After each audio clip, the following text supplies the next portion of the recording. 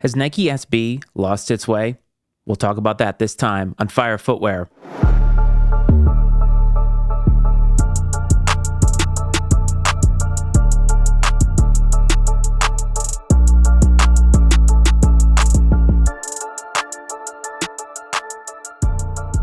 What's up, everyone? Welcome back to another episode of Fire Footwear. As always, I am your host, Matt. For the audio listeners, we're trying something a little bit different. I am playing with some ideas for this podcast going forward.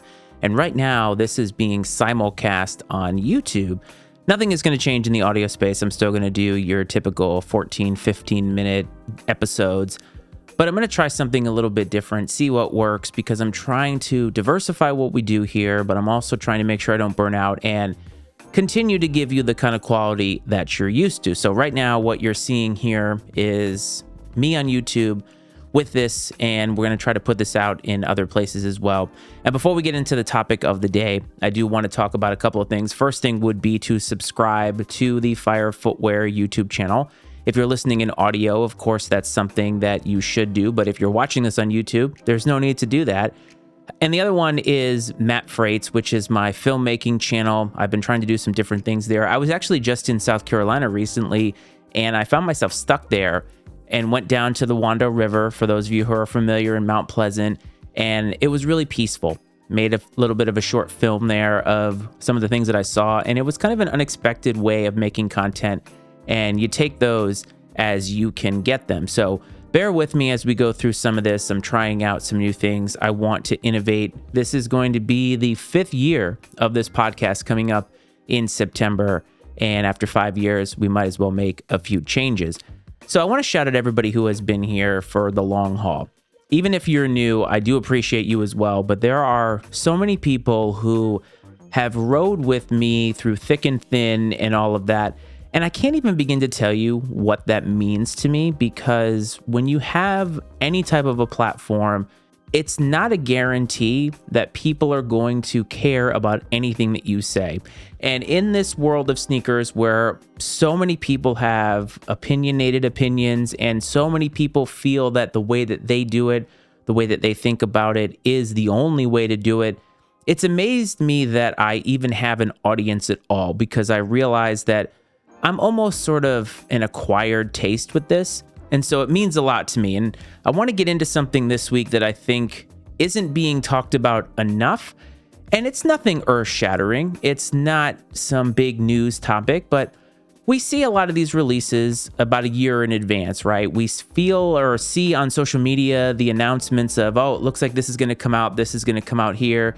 And I've said before and lamented on YouTube, and I think in the pod as well, about the fact that I feel like these early looks are sort of ruining our excitement about something, because we have to be excited about this for an entire year. We are creating an inventory of everything that we think that we're going to want. And we basically are almost desensitized to these shoes by the time that they come out. One thing that I saw recently was an announcement of another deviation in this Air Jordan Nike and Nike SB collaboration. And maybe it's not fair to use the word collaboration, because Nike and Nike SB are obviously under the same company umbrella. But I think if you look at brand recognition, Nike SB is a brand that I think people look at a little bit differently than Nike proper. If you're out there buying Nike Pegasus, I don't think that you would say that that's the same thing as a Nike SB Dunk or an iShot or whatever. And so Nike SB has been taking these silhouettes. The first one was the Air Jordan 4, and they have been putting the Nike SB treatment on them. The pine green sold really well, and then you had the navy blue, and now we've seen some Air Max 95s. And I think all of that makes sense. I think that if you're going to do something like that, you want to pay homage to the history. You want to stay true to the culture at which you are appeasing with these. And what culture is that? Well, there's two cultures, actually. There is obviously sneaker culture, because you want folks who love sneakers to actually buy this product. But there's also skateboarding culture. And that's where this particular announcement that came out 2 weeks ago, I think, kind of misses the mark. Nike SB announced that they are going to be putting the Nike SB treatment on the Nike Foamposite. The Nike Foamposite has a place in the history. people feel very much a way about that shoe. But I think that the way that you feel about it, the love that you feel about it, it has something to do with how long you have been in the game. And I think that the old heads, or people who have been in there a long time, see the Nike Foamposite, probably regionally as well, especially here in the DMV. They see the Foamposite as the shoe of their youth. They have a lot of emotional attachment to the shoe. And you know why I know that? It's because my most watched video on YouTube is something I did 3 years ago that I titled A Brief History of the Foamposite. That video was not very good. It actually looked kind of something like this, just without good lighting, without good camera quality, and without enough of the knowledge of the shoe to really pay it the respect that it has earned based off of its history. It has a lovely history with Anthony Hardaway, Mike Bibby, and I feel like there is so much history that people are attached to. But here's my issue. None of it has anything to do with skateboarding. Look, I was a kid who wore Airwalks all the time. I love skate shoes, especially really chunky shoes like the DC shoes. And I was never into Vans, but if you skated, obviously that was a shoe that you would wear. And skateboarding in and of itself has a deep, rich history. It's not just Tony Hawk that has that history. It goes all the way back until the 80s. And if you go and look at the history of skateboarding, you will find a lot of outcasts. You will find a lot of people who did it their own way. That's where camcorders came in and all the skate tapes. And that's why a game like Tony Hawk Skater found its place, because people felt a way, because there was a culture associated with it. Same thing as sneaker culture. We use that word a lot, the word culture, and I think sometimes we forget what it means. And what it means is that we have this collection of people from all walks of life, and we sort of share in the same elements of what makes a culture. Many times we think of culture as food. There's a culinary element, there's dance, there's art, there's music, there's a bunch of things that make a culture. And in sneaker culture, one of the underlying parts to me is the community that is built around this. We all love this commodity that has stitching and leather and different materials. And the reason we do is because so many of us share a lineage in some way. Doesn't matter if you're from Tokyo, LA, New York, whatever. You experience the culture for however long you've been in it. And I think that a lot of those experiences are shared across the board, even if they are not mimicked exactly. Skateboarding is that.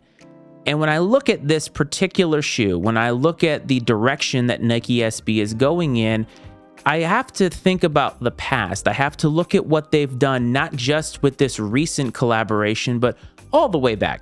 Before Nike SB was created, which I believe was in 2002, Sandy Boddicker was the reason for that. And the reason this even came up in the first place was because skateboarders didn't have a shoe, and the Nike Dunk in and of itself was a shoe that didn't fit anywhere in the market because the Air Jordan already had that space. And what's amazing about that is skateboarders saw these shoes. A lot of times they saw them at discount stores, which is why that Eric Costin Air Jordan 1 from a few years back, and that's probably 5 or 6 years now, but that was what, the $39.99 or whatever it was. And a lot of those skateboarders would go in, find these shoes, and skate in them. And that became embedded in skate culture. I'm not going to sit here and name all of the skaters that have come through the lineage, but you get my point. So Nike SB was created because this subculture, much like sneaker culture, and that's why there are a lot of vultures, and the companies that give us these shoes are in that category. But there was this subculture that was created, this underground culture that was always under the surface. It was always percolating. And now they were latching onto shoes that were a part of another identity. They were a part of basketball. They were a part of anything. Air Force Ones, Air Max 95s, Air Jordan 4s, Air Jordan 1s. There are so many shoes that have been attached to skateboard culture within the Nike line. But I have yet to find anybody to tell me that the Nike Foamposite is one of them. And so here's my point. What masters are being served by having this shoe come out in the first place? And I feel like what has happened, which always seems to happen with Nike, is we take something good, we take something great, and we oversaturate it.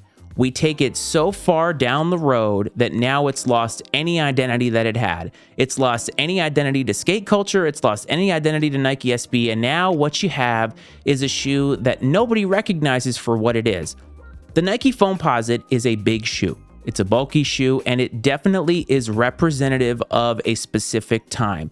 You don't see shoes made like that anymore. Skateboarders, if they were wearing it, would have been excited about this. But who's excited about this? Well, what I've seen on social media, which isn't always the truth, but you see in the comment sections, people are just excited about the fact that this shoe is going to sit so they can pick up a foam that looks good. And that's not the point of this at all. That's not the point at all. The point should be that we want to have things that pay respect to whatever history they're going down. If Nike wants to take a collaboration of Nike SB because they want to put skateboarding treatment on shoes that are reminiscent of a time that predated Nike SB, then go for it. Tell the stories, do the execution, give people who have a nostalgic feeling toward that era of their life, give them what they want. Nobody's asking for a Nike SB Foamposite. I don't see anybody asking for that. And if the point is to say, well, look, the Air Jordan 4 worked and the Air Max 95 worked, so let's go ahead and throw some things against the wall and see what else will work, see what else will make us money. I hate that. I hate it with a passion because that's not the point of this. But I have to remind myself, and I have to remind everybody, that it actually is the point of this. It's the point of this for the corporation. It's not just Nike that does this. While many times we will feel that these companies are paying respect to the culture, at the end of the day, the people that are involved in the boardroom making these decisions are mostly absent from the culture. They actually aren't even absent. They just aren't even a part of it at all.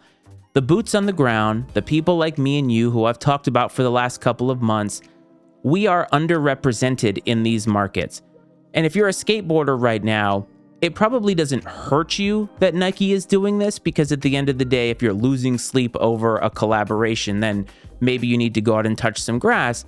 But if you're a skateboarder who has an attachment to the old days, who has been around long enough to see skateboarding put on the map because sneakers helped them be put on the map, and now all of a sudden you see this bastardization of a time where this never existed, that has to make you feel like Nike doesn't care about the history and that era the way that you thought that they did. And maybe I think too hard about this stuff. Maybe I take it to heart too much because I want these companies to do what they can to pay respect to the history. It doesn't mean that every decision that they make needs to be steeped in lore, steeped in history, or that they can't deviate from that norm. But in this particular case, when you have two things, sneakers and skateboarding, that in and of themselves actually were underground niches. They were things, they were cultures that weren't respected on a high level unless you knew. It was a if you know situation. I can recall so many times hearing adults talking about hoodlums and stuff like that who are out skateboarding. Skateboarding is completely innocent. Those kids were looking for a place to fit in. I was one of those kids. I didn't skateboard heavily, but I know what it's like to not fit in. I know what it's like to feel like an outcast in a community that is supposed to be accepting of you. We talk all the time about how you're unique and people should respect you and you should be somebody who is loved. And yet we go out into society a lot of times and we are rejected. Skater kids were rejected all across the board. And they had a community, they had a group of people who saw them for who they were. And it was cool up until now for Nike to go back into that history and remind those people of the good days, remind them of finding this underground culture and giving it a name, giving it a purpose. But now, all that they've done from here on out, it seems, is, well, now that we've recognized it, let's make as much money off of it as possible. And folks, that's the worst part of the culture. Hope this finds everybody well. I hope this finds everybody safe. And I'll talk to you next time. This is Fire Footwear.